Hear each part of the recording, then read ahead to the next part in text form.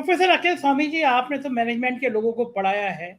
मैं तो सोचता था जो अच्छे बिजनेसमैन होते होंगे वो समाज में प्यार रहे, भाईचारा रहे, ये कामना करते होंगे। लेकिन मैं मुकेश अंबानी के चरित्र को देखकर बड़ा हैरान हूँ कि पहले चैनल खरीदे और फिर चैनल के एंकरों से कहा कि जितनी आग लगा सकते हो उतनी आग लगाओ।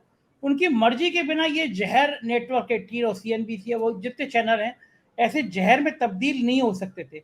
अखिल स्वामी जी, मेरा एक सवाल आपसे ये भी मैं समझना चाहता हूँ कि जो अपोजिशन के लीडर हैं वो ये बात क्यों नहीं समझ रहे। आज की तारीख में जो इंडिया बना हुआ है, इंडिया की तरफ से एक मैसेज आ जाए कि ये जो आग लगाने वाले चैनल हैं, मुकेश अंबानी के चैनल हैं, सुधीर चौधरी हैं, रूप का लियाकत है, अंजना ओम कश्यप, ये जितने लोग हैं जो जो ध्रुवीकरण करना चाहते हैं, अगर उस इंडिया की तरफ से एक प्रेस नोट आ जाए कि हमारे कोई प्रवक्ता, कोई नेता इन चैनलों पर नहीं जाएगा, मुझे लगता है 24 घंटे के अंदर इनके दिमाग ठिकाने हो जाएंगे। आप आग तो तभी लगाते हो ना जब उनकी पार्टी के नेता आ जाते हैं, उनसे बदतमीजी करते हो, कुछ मौलाना बुला लेते हो, कुछ पंडित बुला लेते हो। अगर 63% वोट जिनके पास है, वो अपोजिशन मना कर देगा कि हमारे तुम्हारे चैनलों पे जाना ही नहीं है। दूसरी बात अखिल स्वामी जी, अगर 30 करोड़ मुसलमान हैं, आपकी सारी नफरत उन मुसलमानों के प्रति है, अगर वो ये आवाज कर दें कल को कि हम जियो खरीदेंगे ही नहीं, तुम अपना रिलायंस जियो पकड़ो, मेरा दावा है कि अगर मुस्लिमों के समूहों ने, किसी समूहों ने, क्योंकि जो बड़ा आदमी होता है अपने धंधे से डरता है, जब उसने किसानों को खालिस्तानी का, आतंकवादी कहा, तो पंजाब में उनके पेट्रोल पंपों पे, उनके रियल स्टोर के थाले ताले डलवा दिए किसानों ने। अंबानी जी के दिमाग ठीक हो गए, चैनलों पे खालिस्तानी कहना बंद हो गया।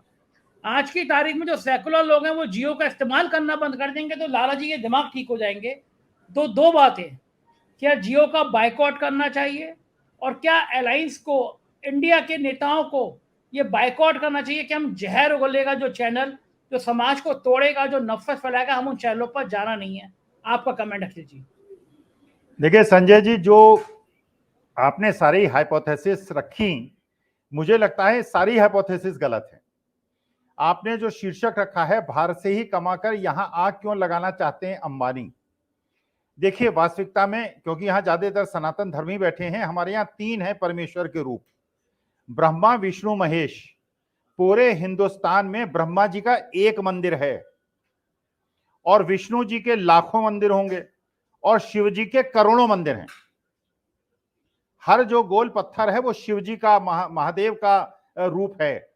इसका मतलब यह है कि धर्म भी ये मानता है, जैसे आपने शुरुआत में कहा, हर आदमी की इच्छा होती है धन को कमाना, यश को कमाना और कीर्ति को कमाना। देखिए मैं उस स्थिति में नहीं हूं, मैं तो केवल ये आकांक्षा करता हूं जो आपने कहा। लेकिन जिसके पास अरबों खरबों रुपए है, उसकी सबसे बड़ी चिंता यह होती है कि इसको बचाया कैसे जाए। और आप जो ये अंबानी जी कर रहे हैं, ये उनकी मजबूरी है, क्योंकि जैसे मैंने कहा कि महादेव के मंदिर सबसे ज्यादा हैं, क्योंकि महादेव सृष्टि के विनाशक हैं। ब्रह्मा जी सृष्टि का सृजन करते हैं, इसलिए एक हैं। जो पालनहार हैं वो हजारों में हैं और जो संहारक हैं वो करोड़ों में हैं। संहारक से सब डरते हैं। और देखिए वास्तविकता में आपने कहा कि अगर ये 30 करोड़ मुसलमान अगर बाइकआउट कर दें अंबानी के प्रोडक्ट्स का, अरे यही तो वो चाहते हैं, यही तो वो चाहते हैं। यही हाइपोथेसिस वो दिखाना चाहते हैं कि मुसलमान इतना संगठित है कि जो भी हिंदू हित की बात करेगा उसका बाइकआउट कर देंगे। तो वास्तविकता में जो उनका मकसद है वो पूरा हो जाएगा। फिर कहेंगे देखिए 30 करोड़ मुसलमानों ने अंबानी जी को इसलिए बाइकआउट कर दिया, तो अब 110 करोड़ हिंदुओं का कर्तव्य है कि जियो को खरीदें और मुसलमानों का बाइकआउट करें, चीज खत्म हो जाएगी। और सुनिए, आपने कहा कि इनकी लड़ाई मुसलमानों से है। मैं ये मानता हूं इनकी लड़ाई मुसलमानों से नहीं है, क्योंकि मुसलमान इनके सत्ता से नहीं हटा सकता। जो आपने कहा 30-35 करोड़ अगर मुसलमान है 140 करोड़ की आबादी में, और 1-2 करोड़ क्रिश्चियन होंगे, 1-1.5 करोड़ सिख होंगे और बाकी क्रिश्चियंस होंगे, ये नहीं हरा सकते सत्ता पक्ष को। ये हरा सकता है तो हिंदू हरा सकता है। और इनकी लड़ाई हमसे है, उन हिंदुओं से है जो कि भारत को एकजुट करना चाहते हैं। इनकी लड़ाई मुसलमानों से और सिखों से और ईसाइयों से नहीं है, क्रिश्चियनों से नहीं है, इनकी लड़ाई हमसे है, क्योंकि हम देश को एकजुट करना चाहते हैं और ये हमको सिकुलर कह के अकेला डालना चाहते हैं। तो वास्तविकता में जितना मुसलमानों को खतरा नहीं उतना खतरा हमें है। हमें नहीं पता है कि हमारे बगल में कौन ऐसा व्यक्ति है, चेतन सिंह जैसा, जो ये कहता है कि आपको मोदी को वोट देने का और गोली चला देता है और एक आदिवासी को मार देता है। आप मुसलमानों की बात कर रहे हैं, तीन मुसलमान जरूर उनकी हत्या हुई, एक आदिवासी की भी हत्या हुई है। इसका मतलब यह है कि इनकी घृणा केवल मुसलमानों से नहीं है, आदिवासियों से भी है, दलितों से भी है, पिछड़ों से भी है और उन हिंदुओं से भी है जो कि देश में धर्मनिरपेक्षता और देश की आत्मा को सुरक्षित और संरक्षित रखना चाहते हैं। तो वास्तविकता में हमको इनके ट्रैप में नहीं फंसना है। यह हिंदू मुसलमान का इशू नहीं है, यह अल्पसंख्यक बहुसंख्यकों का इशू नहीं है। इन्होंने देश में लैंडमाइंस बिछा रखी हैं और ये लैंडमाइंस में जहां पैर पड़ा ये विस्फोट हो जाएगा। देखिए, ये जो एक कमल कहां खिलता है संजय जी, कमल खिलता है कीचड़ में, और कीचड़ फैलाने की जिम्मेदारी सबने ले ली है। अब अगर आप मान लीजिए अंबानी होते और 40 साल में आपने एक साम्राज्य खड़ा किया होता, 16-17 लाख करोड़ का साम्राज्य आपने 40 लाख में खड़ा किया होता, और एक आपका सहोदर, एक अपना गुजरात का साथी जो कि 2014 में अंबानी का 1/100 भाग था, अगर 9 साल के अंदर अंबानी से आगे निकल जाएगा तो अंबानी क्या करेगा?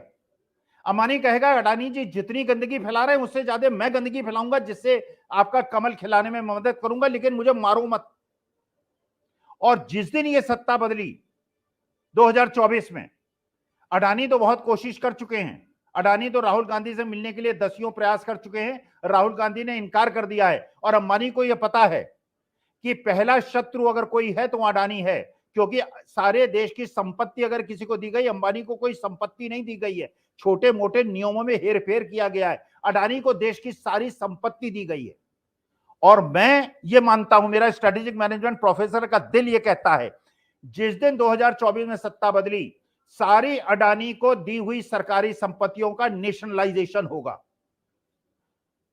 और जैसे प्रिवी पर्स को खत्म किया था इंदिरा गांधी ने और बैंक्स को नेशनलाइज किया था और इंदिरा गांधी की इमेज बन गई थी, अगर ये अडानी की सारी संपत्तियों को नेशनलाइज कर देंगे, कांग्रेस को अगली बार 90% सीट्स मिलेंगी।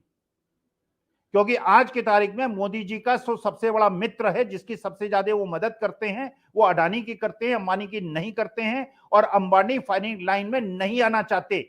इस समय देश में जो पूंजी, हम लोगों का स्टेक क्या है संजय जी? हमारे पास ना धन है, ना हमारे पास संपदा है, ना हमारे पास ब्लैक मनी है, ना हमारे पास इनकम टैक्स और सीबीआई और ईडी की रेड हो सकती है। होगी तो आके 2-4-5 हजार उनके अफसर हमको दे जाएंगे कि स्वामी साहब क्या आपने अपने जीवन में कमाया, लो हमसे ले जाओ, कुछ फल खाया करो।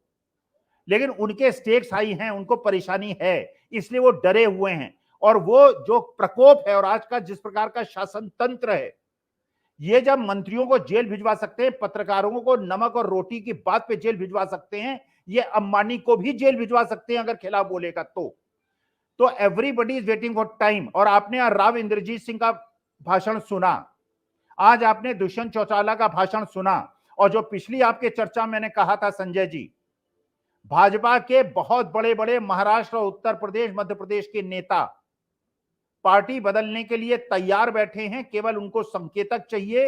ये डिस्कस कर रहे हैं शरद पवार को, इनके भारतीय जनता पार्टी के अंदर कितने शिंदे बैठे हैं और कितने अजीत पवार बैठे हैं, अभी आपको अंदाजा नहीं होगा। मेरी बात को आप नहीं मानेंगे, थोड़े दिन वेट कर लीजिए, आपको अजीत पवार और शिंदे की फौज दिखाई देगी जो इंडिया में शामिल होगी।